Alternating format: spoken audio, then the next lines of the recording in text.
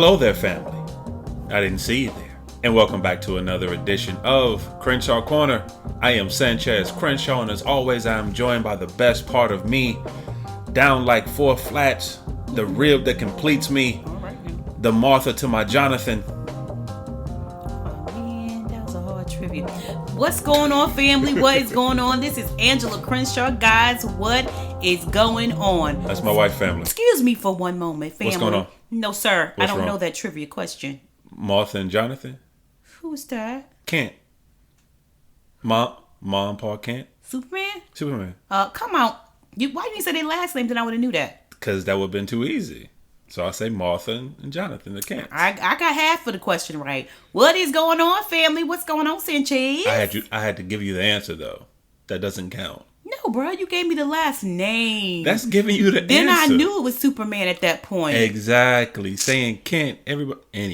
Anyway, you cheated. I didn't cheat. Go ahead. So, family, as always, we are so happy to have you guys here. We just saw. What I just said. What? You threw me off. Okay, go ahead. Threw me off. Okay, I ain't gonna throw you off no more. Go ahead. So, family, as always, we are so happy to have you here. Mm-hmm. We are happy that you're joining us. We are so happy that you allow us into your home, into your car, into your iPhone, into however you listen to us. Yes. We just thank you for making us a Respect part the of your androids, day. Baby. Respect I'm saying the androids too. I don't think you said it. It was implied. Okay, go ahead. I'm just making sure you just respect the phone. I respect the androids. Thank you very much. Carry on, sir. That's all I'm saying. Go ahead, carry on. So we just thank you guys so much for making us a part of your day.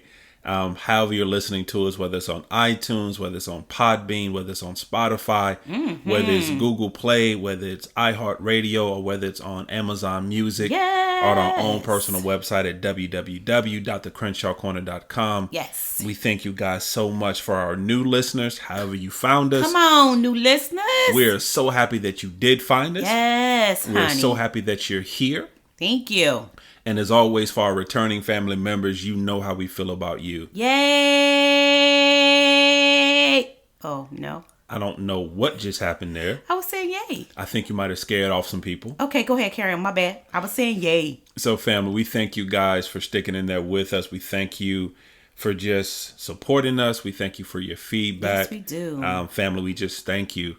You know, we consider ourselves an interactive podcast. We do. So what that means is that we can be found on the socials. Come on, socials. We're on Instagram. We're on Twitter. We're on Facebook, all under Crenshaw Corner.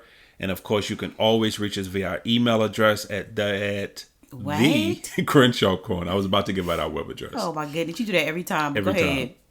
But you can reach us via our email address at thecrenshawcorner@gmail.com. Once again, thecrenshawcorner@gmail.com. And, family, as always, welcome to the cookout. Yes, make sure you bring some aluminum foil so you can take something with you. That's right.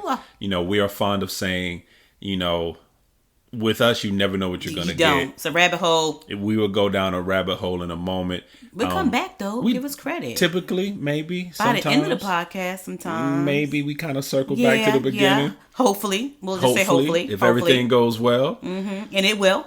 It will today. It will today. It's Friday. It's Friday. It's Friday. So we just like to have fun. We like to enjoy each other's company. We like to enjoy the family. Yes. But within that, we always attempt to try to impart just a little bit of wisdom, a couple of nuggets. Yeah. So we tell you, make sure you bring an aluminum foil. So you can take something with you. A couple of chicken nuggets, macaroni cheese. You know, just a little something. A little something. A little something for the palate. Wow. What's going on, babe? What's going on, babe? So listen, today, we're gonna talk. Don't give me the uh-oh. No, it's just when you start like that kind of throws me off, scares me just a little bit. We're gonna talk about this big subject. It's a big subject. There's a big subject? It's a big subject. Mental health. Oh, wow, that is a big subject. It's a big subject. Okay. And the reason why I wanted to do that, because I have some questions for you in reference to mental health. Okay. The family who knows or the new family will find out that there was some issues in reference to mental health. And we just want to talk about it because so many people don't think that, you know, they think you can pray it away sometimes. And, you know, God is faithful, first of all. So don't get me wrong about that. Or take some medication and all these other things. But I just wanted to talk about the mental health because sometimes it can come from years and years, and then one day it just rears its ugly little head as far as depression or anxiety or all kinds of things that you put on yourself, or that somebody in your family put on you, and you wore that idea of yourself. So I really want to talk about mental health. Okay. So give me your thoughts on mental health. Well, let me ask this first, because we've actually done an episode on mental health, Right. Back when we did self-care, Right. We broke it down into 6 or 7 different episodes. Yeah. So you should really go back and listen to the self-care episodes. Yeah. So what new information are we bringing to the table with mental health now? The taboo of having a therapist, going to therapy. Therapy. The dirty word in our society. That we don't Therapy. like. Because people don't believe in therapy. Our culture, let me say this, our culture, and this is a generalization, but a lot of our culture does not believe in therapy. They be like, go talk to your family members and go sit your tail down. Go in the closet, talk to the Lord, and go sit your tail down. But you ain't got no business in no chair, spending no money to tell nobody your business. Nobody your secrets. That I can listen to for free. Tell nobody the family secrets. The family secrets. We like to keep it right. the way that it is. So it's mental health and the solution to mental health. Okay. Or what, not solution, but one of the solutions Okay. to mental health, and actually to wholeness. To be honest. Okay. And we I want to get talk you. about that. All right. So talking about mental health, talking about therapy. So the question to me was, what did you ask me? What's your thoughts What's on my that? thoughts? On therapy. And what's your thoughts about mental health and therapy? Okay. I'm going to take it kind of a piece at a time. So let's start with mental health. I honestly believe that mental health is something that as a society, as a whole, we don't take serious enough. I think so too. I think there's a lot of taboos surrounded around mental health and therapy. I think because even to this day, as long as man has walked the earth, we still don't fully understand how the human mind works. Right. There is still so much that the human mind does, and so many layers, and so many things that happens within the human mind that I think because of the severity of what it's able to do, or the gravitas of what it's able to do, that we don't fully truly understand it. Right. And so it's easier to mock something or to dismiss something that we truly don't understand. Because understand that bipolar disorder is a real thing. Right. That is a real illness. Schizophrenia is a real illness. Right. You know, these are real things. Right. You know, there are individuals with multiple personality disorder. And it may not be, I think that's the technical term for it, but these are real things. Right. And I think because as humans, if it's something that we can't grasp our mind around, mind can't wrap around it. we don't want to accept it. So, like I said, I'm kind of taking it a piece by piece. Mental health is real, and it's something that you have to take serious. Just as you take your physical health serious, just as you take your emotion, you have to take your mental health serious. Right. And can I just say one thing go too ahead. to that? Because I think that when people hear mental health, they do hear everything that you just said too, and they hear depression and anxiety. But mental health is just as part, like you said, of your physical health, your emotional health, your spiritual health. It doesn't mean that everybody's mental health doesn't mean you have to get depressed before you do it. Let's get some help before we even get that far. Some daily maintenance. Some some the maintenance. same way you lifting weights, do some mental challenges. And I'm going to get some tips on mental health challenges and things to do for your mental health as well. But I think that people, it's so taboo, because the moment you say mental health, they're like, I'm not depressed. I don't have anxiety. I am not schizophrenic. I don't have, all favorite these line, things. I'm not crazy. Right. And it's not that always. It's not that. Because what happens is the moment you start talking to somebody about mental health, a lot of the times you get that pushback, well, I'm not crazy. Right. Or you start talking about going to a therapist. They're like, well, I'm not crazy. I don't need a therapist to tell me nothing. Exactly. So let's talk about the T word. Let's talk about therapy. Let's talk about therapy.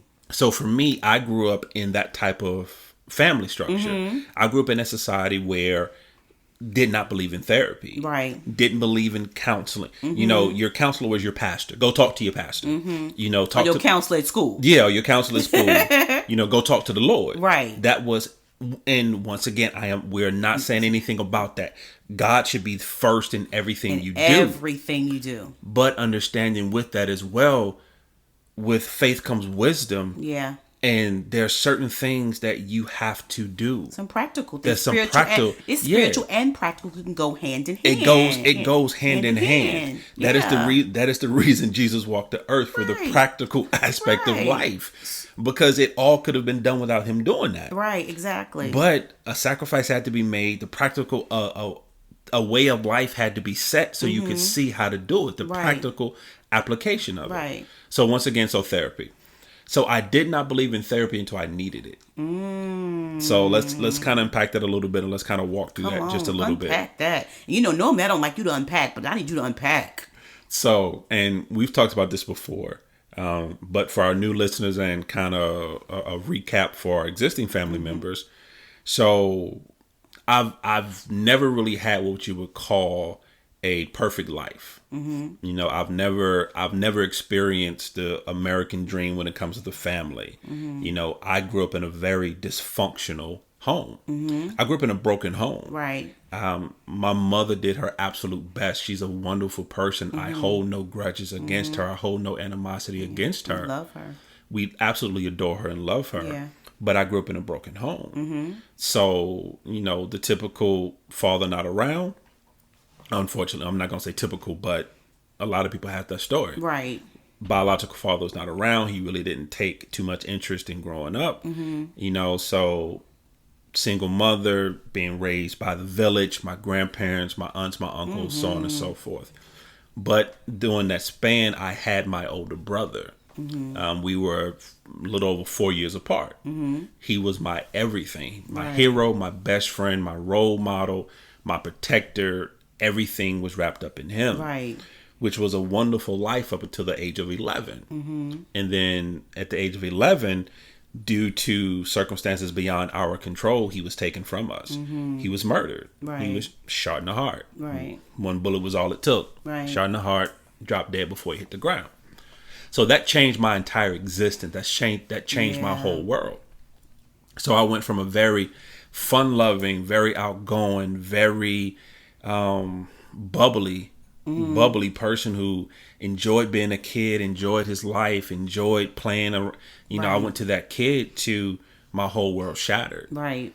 So, and then I got really secluded, and then I got really angry, and my 11-year-old mind could not wrap around what was going on. Right. And unfortunately, my family wasn't built to deal with that. And what I mean by built, because they didn't know how to handle that situation. Right. Yes, we went to God. Yes, we prayed. Yes, our faith got us through, which is a wonderful thing. And you have to have your faith. But you telling an 11-year-old kid to pray about it. Right. And that's what they were telling me. When his everything just left. Yeah, when everything just left. You're telling I don't say left, was taken from him. You're telling an 11-year-old kid, pray about it. God's going to see you through, which in essence is right. Right. That is true. And he did. But my 11-year-old mind could not wrap itself around that concept. Right. So I went through a phase. I went through depression. I went through anxiety. I went through a very self-destructive phase. Right. So by the time I was 12, 13 years old, I got into self-mutilation. I became a cutter. Right. Because I did not feel anymore. Because during that time when my brother was taken away from me, I couldn't allow myself to grieve. Right. Because I didn't know how. Once again, I'm 11. I'm an 11-year-old kid trying to deal with the stages of grief. Didn't understand that concept. Didn't understand what to do. Right. Of course, that time hit my mother very hard. So she never said this to me, but I felt like I had to now step up and protect her. Right. So because she was hurting, because there was so much she was going through, so much she was dealing with, I didn't want to add to that by also showing her my pain and showing her what I was going through. Right. So I bottled a lot of stuff in. It all. So I mashed it in. All. Right. Because if I remember correctly, it was about, I want to say maybe 6 to 8 months after my brother was taken, even before I cried. Wow. And when I did, I just broke. Right. Because I couldn't. So, and now fast forward a little bit. I'm 11 years old now. Now I made it through grammar school. Now I'm in middle school, and now and before all this happened, I was an honor roll student. Right. Never anything less than a B. I was an AB student every semester. Right. Every marking period, I'm on the honor roll. Right. I'm getting awards. I'm doing things. Right. Now, once this happened, all that changed. So I went from an AB student to a CD student to a DF student. You know, and now I went from I'm in this school that people love me to I become a menace now. So now I got to leave this school. Go to another. And I got to go to another school. Right. And not only do I have to go to another school, I have to move. I have to move and go live with my grandparents to be able to even go to this school. Right. So now I'm in this school and I'm skipping the first day. Now I'm on a board transfer. I'm not even supposed to be there. You know, I'm on my mother had to pull strings to get me transferred. Right. So, and now I'm in this school and first day I'm skipping school. I'm getting into it with teachers. Right. And I'll never forget, I was walking down the hall and this random kid, I don't know who he was. I don't know anything about him.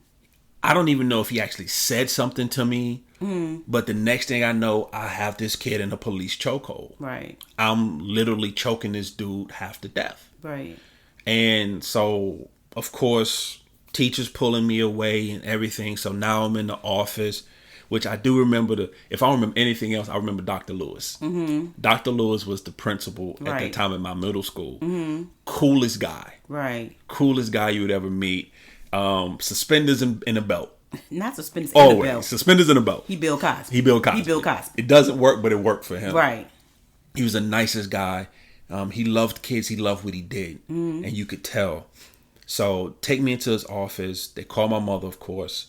So my mother has to come to the school. So now we're sitting in his office. And my mother's, and I'm sitting there. Dr. Lewis is sitting there. He's concerned. My mother's sitting there. She's concerned and yet angry at the same time. Of course. Because she had to take off work. She wasn't salary. She was hourly. So anytime she missed, she's not getting paid for this time. Right. So we're sitting there and they're asking me, well, what happened? What's going on? How did we get here? And I didn't have an answer for him. So Dr. Lewis excused himself. He's like, I'm going to let you two talk. So he excused himself. He goes out of the office and me and my mother sitting there. And she's looking at me and she asked me, she's like, Chaz, what is going on? What happened? And I flat out told her, I really don't care if that kid lived or died. I don't care. Right. Her being her, not really knowing how to deal with that situation. Right. Her next words to me was, you're going to hell, right? I'm like, okay. Here I go. Okay. But she recognized there was a problem. Right. She recognized there was an issue that she was not equipped to deal with. Like, I wish most parents would see that. Would see, because there's sometimes that I don't care what type of parent you are. I don't care how great of a parent you are. I don't care how involved you are in your child's life. There comes a time, there may come a time where you're just not equipped to deal with the particular issue or the particular thing your child is going through. And that doesn't make you less than a mom or a dad or anything. It actually makes you much more of a powerful mom and dad when you go find the resources that is needed to help your child. And that's the truth. Yeah. And luckily that's what she did. So fast forward a little bit of time. And that's when I found myself in my first psychiatric ward. That was a place in our local city. It's not there anymore. That was equipped to handle juveniles. It was for young adults and juveniles. Right. So that was the first time I found myself there. So I went there and I had my evaluation. They saw my arms because at that time I was not only cutting myself, but I was burning myself as well. One of my favorite, quote unquote, favorite activities to do is that I would brand myself. So I actually still have them on my arm to this day. The tats are all over them, but you still have them. But what I would do is that I would take a lighter, because at that time my mother was a smoker. So there was always, she was a cigarette smoker, not I know it's 2020, so you better make it plain, bro. Let me qualify that. Let me qualify that, please, sir. But she was a cigarette smoker, so there was always lighters around the house. So I would get a lighter and I would light it, and I would let it stay lit until the metal part around the lighter got pretty much red hot, and then I would stick it to my arm, and I did that over and over again. Right. So either I was doing that, or I was taking a razor blade, or I was taking I would take a soda can and rip that and take the little shards, and I would cut myself just so you could feel just so I could feel something, because at that time I was numb. Yeah. I was numb to everything, and it had nothing to do with my family that was there. My mother loved me. My grandparents adored me. Right. You know, and I adored them. It wasn't because of lack of love. It was because there was a hole. There was something in you. Yeah, there was a hole that no one walking on this earth could feel. Right, and that was missing your brother. And I was missing my brother. So you go to therapy. So I go to therapy. So how did that work? Was that effective? I mean, of course you were young, but now looking back at it now, do you feel that it was effective? The first time it wasn't. And the first time it wasn't was not because of therapy. It was because of myself. Okay. Because the biggest thing about therapy is that you have to be vulnerable. You have to be willing and vulnerable. You have to be open to it, and you have to be open. Yeah. And at that time, I wasn't. You wasn't. At that time, I was still stuck in I'm okay. Yeah. Even at 11, I think by this time maybe 12 years old, I was lying to myself, doing what a lot of adults do. Yeah. And saying I'm okay. Because you're in survival mode. Yeah. Because you don't. Most time when people say I'm okay, they're really not okay. Because most time when people say that's because they really don't want to deal and don't want to cope. You know, I always tell people when they ask me about meditation, they be like, sometimes I fall asleep when I'm meditating, and I'm like, and they like, why is that? I said, sometimes when you're meditating and you fall asleep, it's because you're trying to, your thoughts are coming up. And so you try to shut them out, so you fall asleep. So it's just like when you get agitated and aggravated from at work or anything that you do, or someone frustrates you. A lot of time, most people are like, I can't. I'm just going to go take a nap. Because at that point, you believe that your mind will shut off, but it doesn't work that way. It doesn't work that way at all. Even if you go to sleep, it doesn't work that way. So I completely understand, but you have to be open to get the healing. One of the things that there's a cartoon meme. It's easy to find. It's a dog in a hat sitting at a kitchen table drinking a cup of coffee with the entire house around him engulfed in flames. He just sitting there. And the caption is the word bubble is I'm fine. And that's how I was at that time. Wow. And that's how a lot of people are walking today. You know, right now, in 2020, right now. Listening to us right now. They're engulfed in flames, but their favorite line is, I'm fine. Yeah. Everything around them is crumbling down. But I'm fine. Because it's a copingism. Yeah. It's the way they cope, you know, how they survive. So now you get your first one, you're not willing, so you go to you do it again. So I do my first one. I was there, I want to say, I think the first time I was there for about a month, maybe 2. Okay. If I remember correctly. This is a long ago. So then the second time. Well, I did what my father does, my earthly father. I talked my way out of that situation. Charm school. I charmed my way out. You're a charm school student. I told them everything they wanted to hear. And so when I went home, I got discharged. I went home because I'm fine. I'm great. Now fast forward a couple of years later. Now my behavior has gotten worse. So now I'm still cutting. I'm still burning. But now my behavior, because at this time, I get to the point where I honestly do not care whether I live or die. Right. I didn't care anymore. Right. If the next move I made was my last one, I didn't care. Right. And I got even more quiet at that point. I stopped talking. I stopped dealing with a lot of people. Right. I secluded myself. Isolation is the first thing. Isolation is what I did. And so we went through this again. And then my mother once again recognized the signs.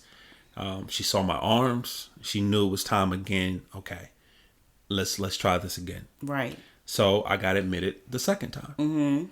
So before my 16th birthday, Right. I did 2 stints in a psychiatric ward. Right. About, like I said, about 2 months the first time. The second time I was gone, if I remember correctly, it was about 4 months. Okay. That time it went better because that time I was open more. Okay. Or at least I thought I was. Okay. So that time I was willing to deal. Right. And really the reasons that it didn't work the first time, and even to a certain extent the second time, is because the only question I had, nobody could answer. The only question I had was why. Right. That was the only question I had. Why? Right. Why is he no longer here? Right. Why did someone we grew up with, Right. someone who lived 2 doors down from us, Right. someone who we used to go and walk to their house before school and watch He-Man and watch G.I. Joe and eat breakfast with them and walk to the bus stop, considered best friends, Right. was at our house 2 days before he took my brother's life. Tell me why. And that was the impossible question. And that was the impossible question. It's like that impossible math equation that no Right. one can solve. No one can solve. You calling everybody. Calling everybody. And nobody got an answer. So you fast forward and you're an adult. So I fast forward and I'm an adult. So now I'm an adult. I'm living life. You know, I've come to grips. I still don't have an answer. But you come as close to grips as you can. As close to grips as I can. Right. So now I tell myself, only think about the good. You know, so I only think about the good times. Right. You know, at this time now I'm married. Now I got a family of my own. Right. I'm working a good job. I'm a functioning member of society. Not a function. I'm a functional member of society. I'm functioning, I'm y'all. functioning. You know, I'm serving in my church. Yes. Not only am I serving in my church, I'm a leader in my church. I'm leading a volunteer team. Yes. You know, my church is calling on me to do stuff. Yeah. You know, and I'm leading classes. Yeah. You know, I'm doing all kind of stuff. Right. Because I'm fine. I'm fine. I'm fine. I am fine. Y'all, I'm fine, y'all. You ain't never seen Nobody finer. nobody finer than me. Because I'm fine. That's right. I'm fine. Until one day I am on my way to work and I'm driving my truck and I point my truck towards a tree. And I hit the gas. And every intention, every bone in my body, everything about me wanted to take my truck and ram headfirst into a tree. And be done. And be done with it. Out of nowhere. I won't say out of nowhere. Yeah. That you've been hiding. That I've been hiding. That you've been swallowing. You've been stomaching. Yeah, because at that point, everything that I have been dealing with since I was a child came back. It came rushing because at that time I was not happy with my life. I was not happy with me personally. I was not happy with my development and the way I came out. Right. Wonderful wife, wonderful kids, wonderful job. Nothing to do with them. Had nothing to do with that. But it had to do with you. Had everything to do with me. Because at that time, for 20-something years, I had been lying to myself saying, I'm fine. I'm fine. Even though in my heart, in my soul, in my mind, the entire house is engulfed in flames. Right. But I'm fine. But you're fine. So, and it wasn't the first time I got that. And then I found myself getting back into cutting again. And I had not done that in years. Right. And then I found myself hiding from you and secluding myself and cutting again. So that time I didn't even tell you. I was like, I can't do this anymore. Right. So it was a regular day. I went on to work. You went on to work. I so-called went on to work, but I didn't go to work. Right. I went to the hospital. Yeah. I went to the hospital and they was like, of course, you have any symptoms? What's going on? What's wrong? And I had to admit to a stranger, I'm tired of wanting to kill myself. And I was about to do it today. And I was about to do it. Today. I'm tired of hurting myself. Right. I don't want to do this anymore. I need help. Right. And so they immediately admitted me. Yeah. And then at that point, I knew I had to make the phone call. Yeah. I knew I had to call you. Yeah. And tell you what was going on. Right. And there we went. And I think when I got to the hospital and you're laying there and I'm looking because I'm like, what in the world is going on? And I remember you saying to me, even in that, you still had this statue of I'm fine. I'm fine. You know, and you was like, babe, I know you're gonna be upset. I know you're gonna be disappointed. And you was so much thinking about me that you didn't think about yourself. This is about you. This has nothing to do with me. And you were like, I know you're upset. I love you. I'm sorry. I never want to hurt you. And I'm looking at you like, are you serious? I need you to focus on you. Because even when I came through the door, they was like, he's been waiting for you. I already know who you are. I already know that you're his wife. And I can honestly tell you that I didn't feel like, what the heck you doing? I felt, I love you. You're important to me. If this is what's going on, we need to do this together. And I remember you saying, I have to go. Yeah. You telling me I have to go. And the hardest part was coming home without you. I would drive and at that time I hated to drive anyway. Yeah. You were about an hour away in the mountains. I wasn't changed. In the mountains, yeah. Of all things. And I remember the kids be like, well, where's dad? And I used to say, well, he's in the hospital. You can't see him right now. Because they already knew you had stomach issues. Yeah. And the crazy thing about that too is that, not the crazy thing, but the thing that people don't understand, mental health messes with your physical health. Messes so everything. you had so many stomach issues and you were just sick, very, very sick because you kept swallowing the pill of the I'm okay pill. I'm fine. I'm fine pill. You know, I'm great. Everything is wonderful. And then you went and then you started taking therapy and I think, and when we talk about therapy, just for a minute on my side, we never talked about therapy. That was never a discussion. There was never a discussion like, you can get therapy or go to therapy or even go to, because we had a family church or go to the pastor or whatever. In my family, it was keep your business to yourself. Get in that closet and that's all, she wrote.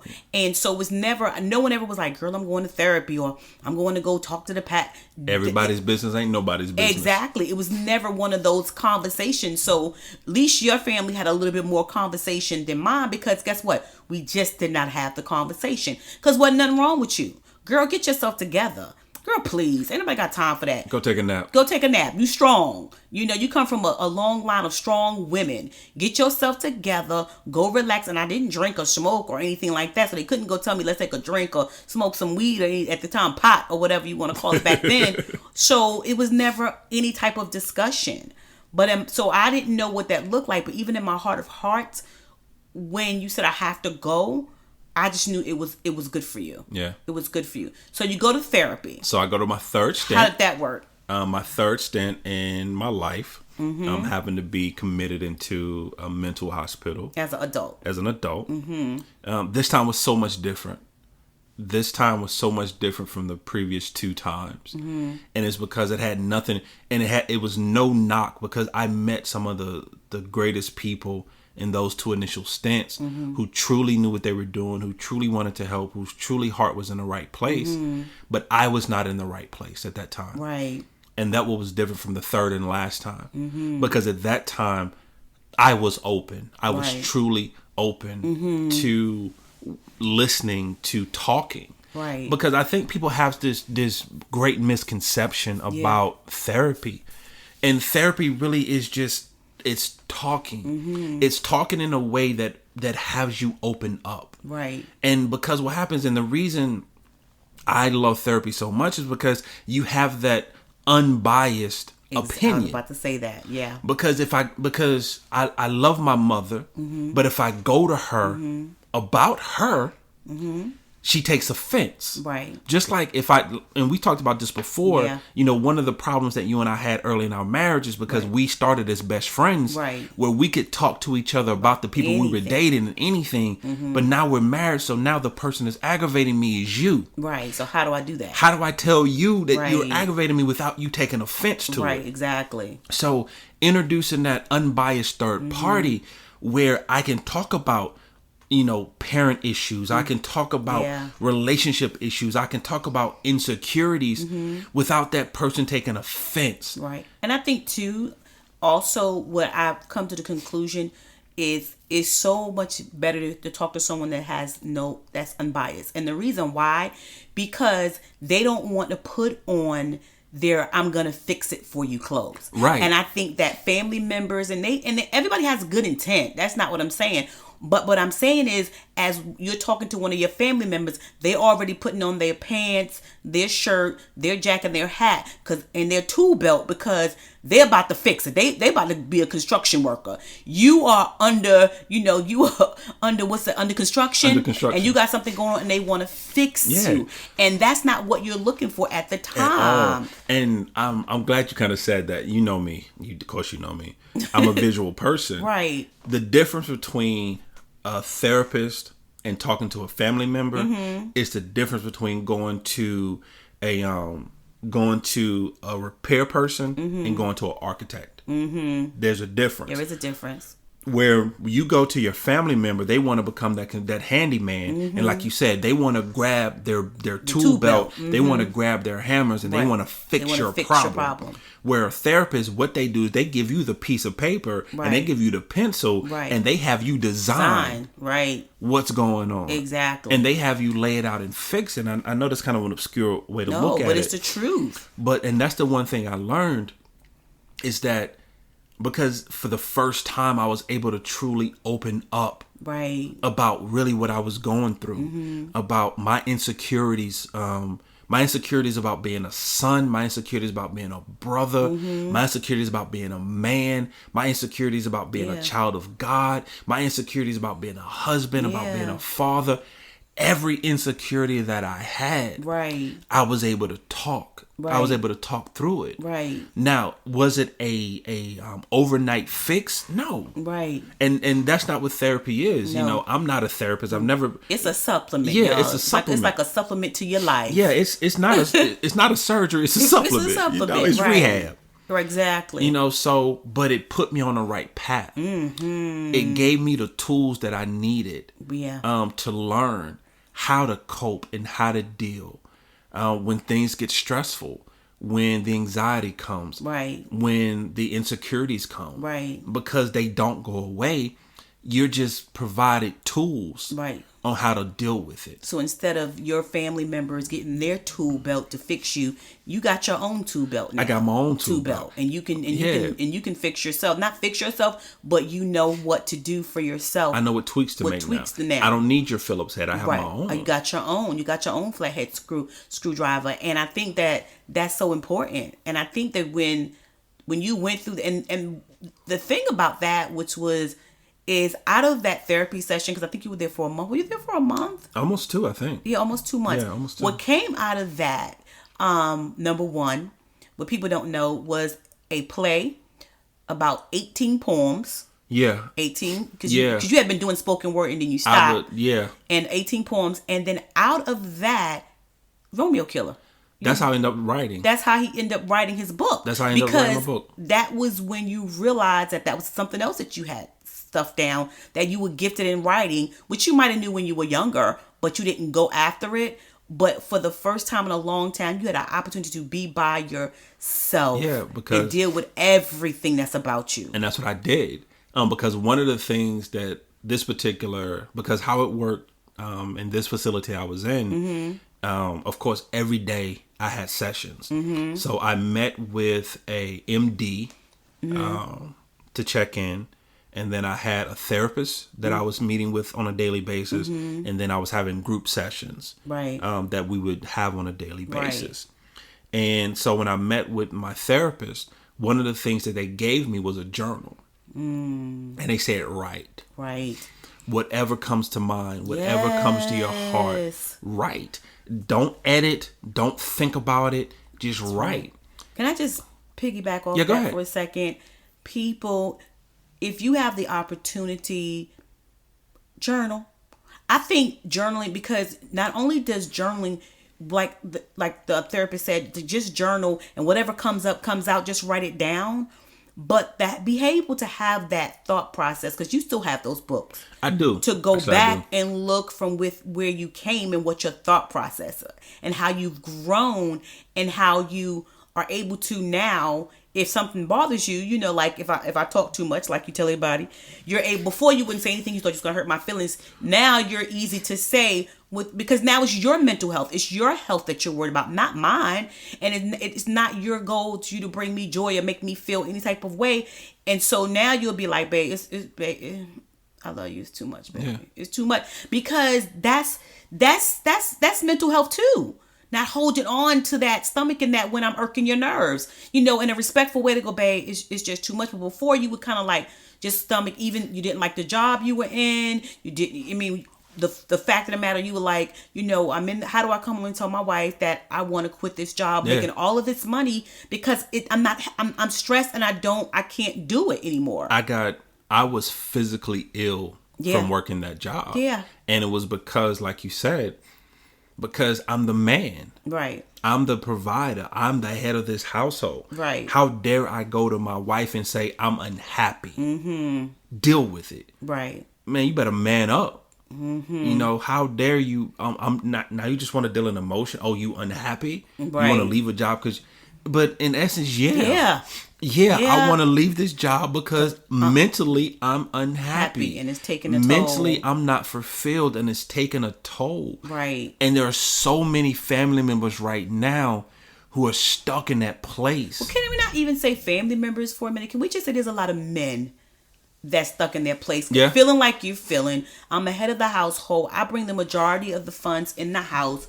I am the provider. I'm this, I'm that. How dare I go home and tell my family that I'm taking care of? I want to quit this $80,000 job, because basically that's what you said. Like and I was like, do it today, because for me, and you was like, you try to give me, no, we will all just be living in our car, because before I let this thing destroy you and take you out, because you're the important thing to me, and not the material, not the travel and all of those things, because we can get those things back, but I won't have the capability or capacity to get you back. Yeah. And I think there's so many men out there right now that's listening who are in your position.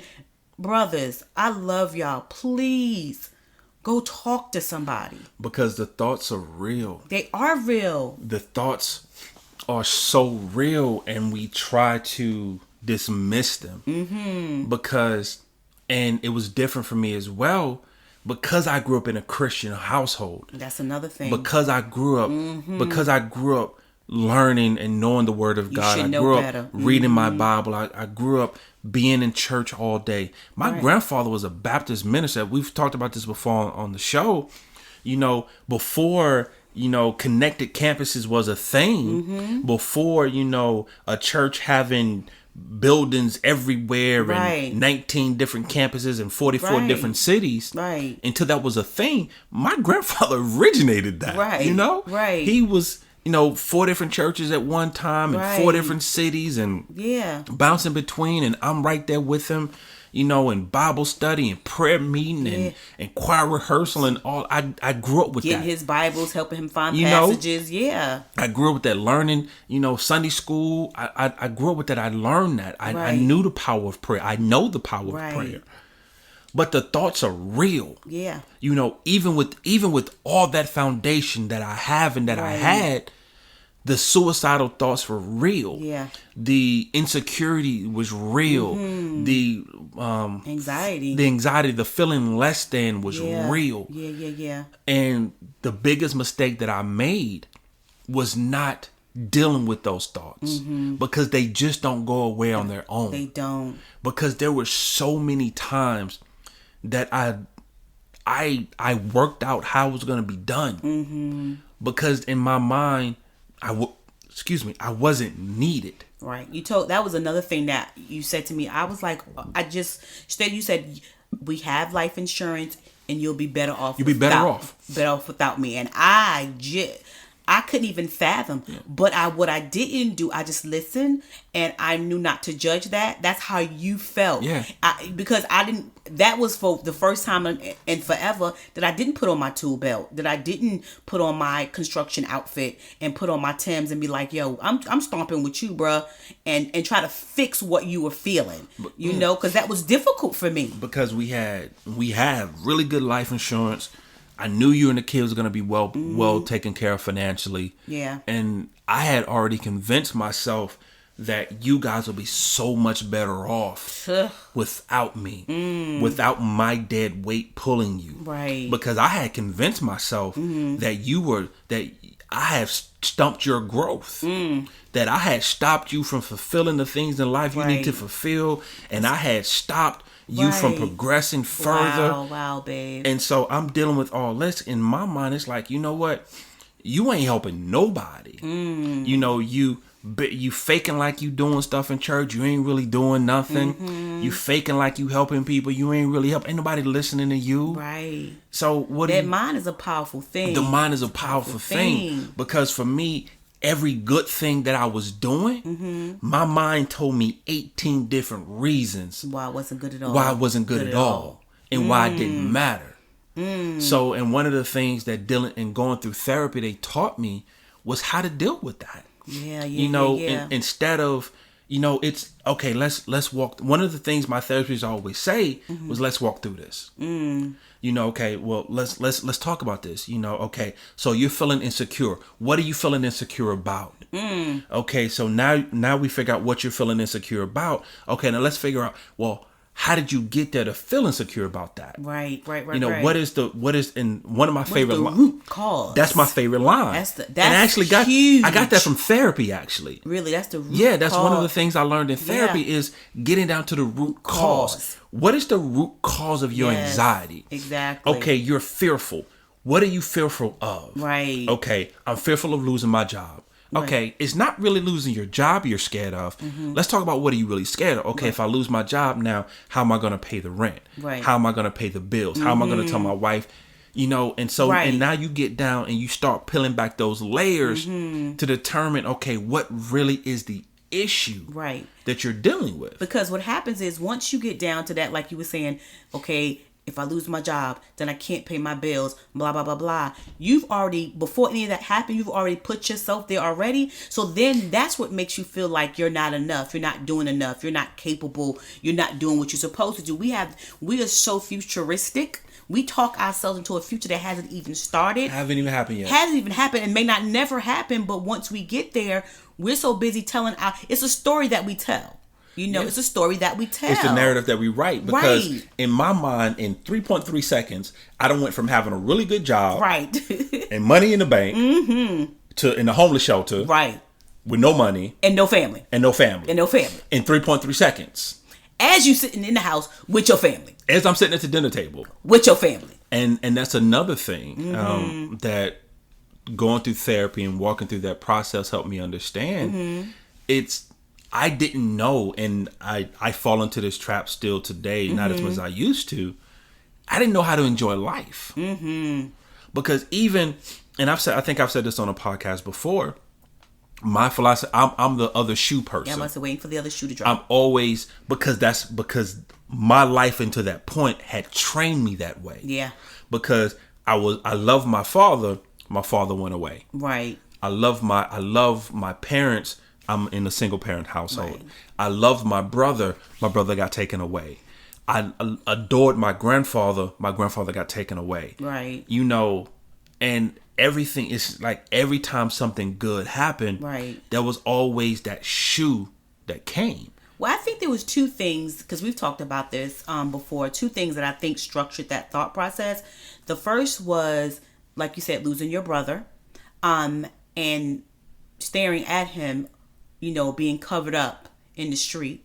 And I think the second thing is being with your grandfather when he took his last breath.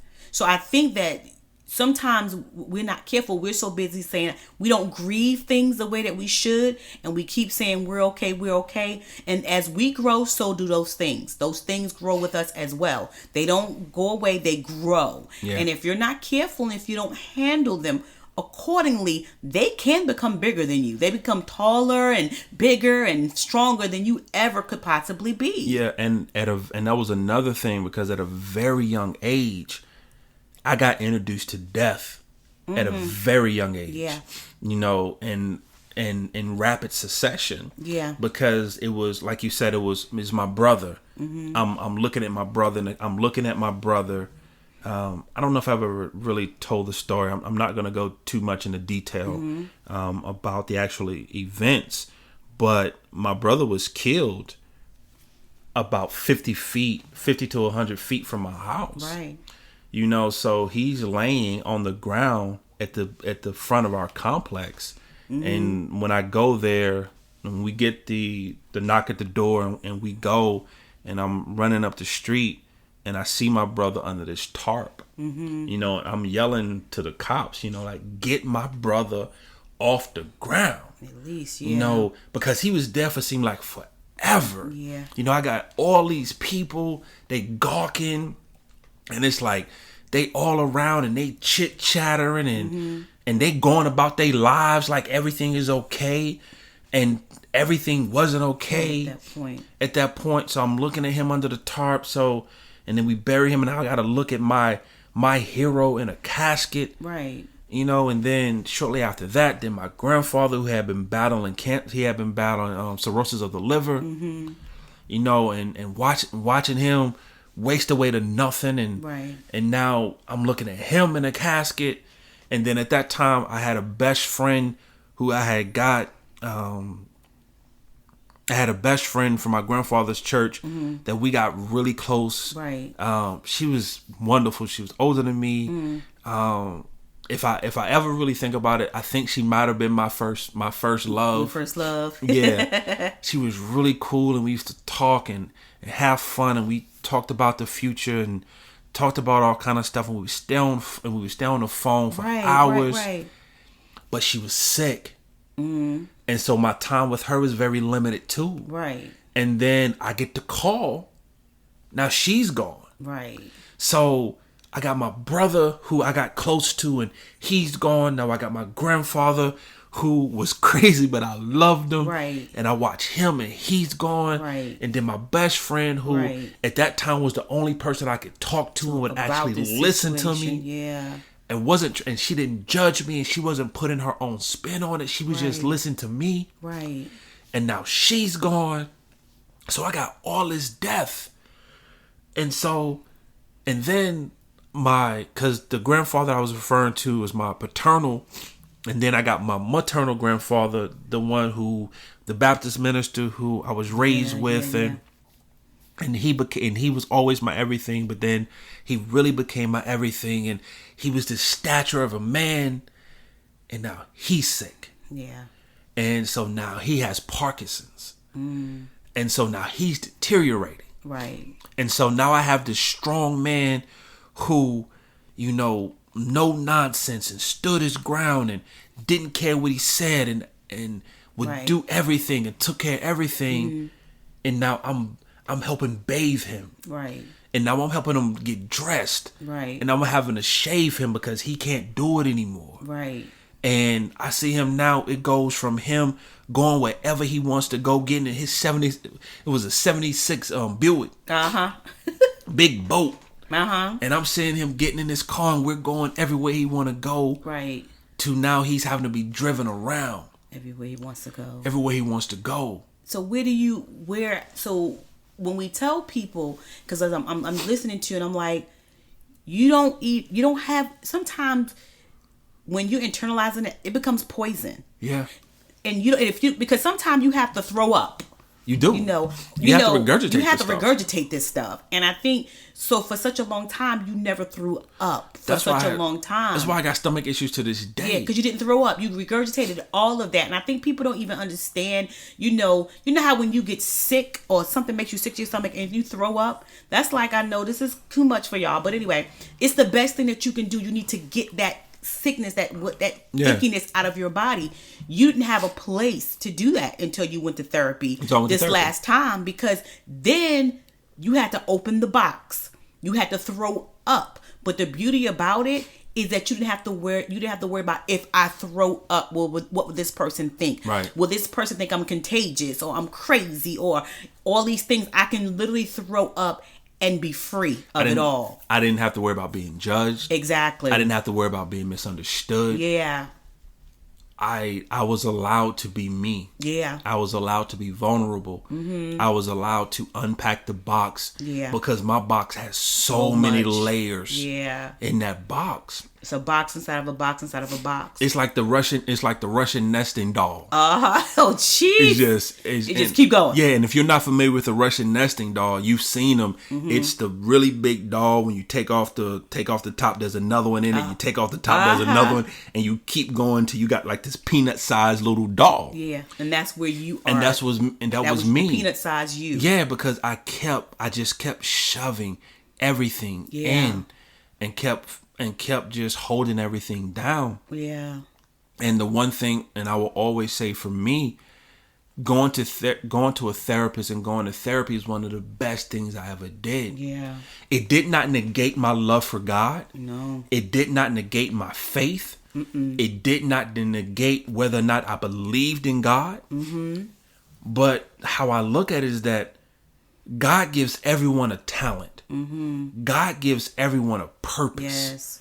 And there are some people whose purpose on this life is to be a therapist. Yeah. Is to be a counselor. To be a listener. To be a listener. Mm-hmm. Help guide people through situations and through things that their mind can't understand. Because I believe that therapy didn't heal everything, but it put you on the doorstep. It put you on the threshold. Yeah. It crossed you over into the door of healing. It gave me the tools. It gave you the tools. It gave me the tools that I needed to do that. Yeah. And once you have the tools, you can pull them out at any time that you feel like it. Because now you know what it feels like when you're about to get in that place. Exactly. In that position. And you're like, oh, wait a minute, I know what this is. Let me pull out the Phillips head. Let me pull out this. Let me pull out the ratchet. Whatever it is, let me pull out the pliers to be able to deal with this, because I know what's coming next. And also allowing you not to always, doesn't mean you're not going to stomach some stuff, but not to always stomach every single thing.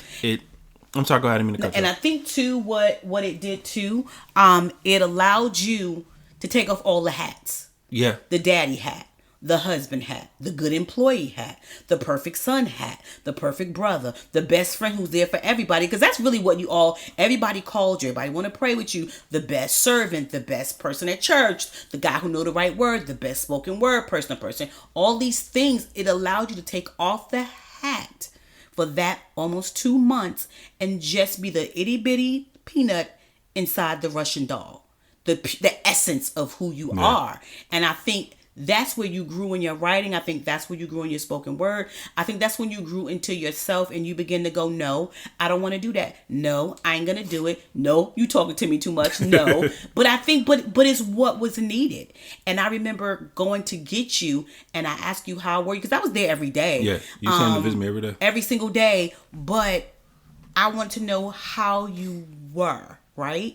Because for a little bit of that, I had to catch myself because I took that on and was so hurt because I felt like I should have saw it. Right. I felt like I live with you. I sleep with you. I love you. You lay your head on my shoulder, my stomach, we're engulfed each other. How did I not know? But sometimes people who have stuffed it down so long know how to play the game. Yeah, I played the game very well. Very well. I'm okay. Played the game very well. And but I would tell family members too that go with your discernment, because there was something in me that knew something wasn't right. I mean, you was sleeping all the time, didn't want to talk, always talking about you're tired, work is draining you, blah blah blah blah blah blah.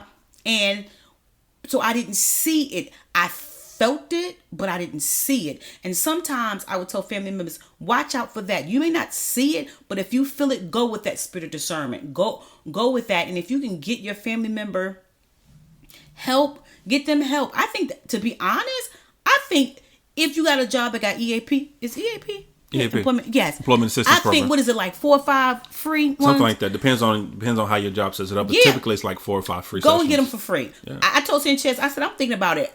Just going. I think there's some things that's unraveled in me now that I need to talk about. And it's no shame in doing that. The only shame is not doing that and getting your mental just as strong as your physical. And that's the thing, family. If you guys don't take anything, because we're actually I think we're gonna come to a close on this particular topic. But if you don't take anything else away from what we said, understand there is no stigma behind needing to talk to someone. There is not a stigma behind therapy or therapist or seeking help. That does not make you weak. No, it doesn't mean you're crazy. Makes you strong. It does. It doesn't take away from who you are. Right. We all need help. Yeah.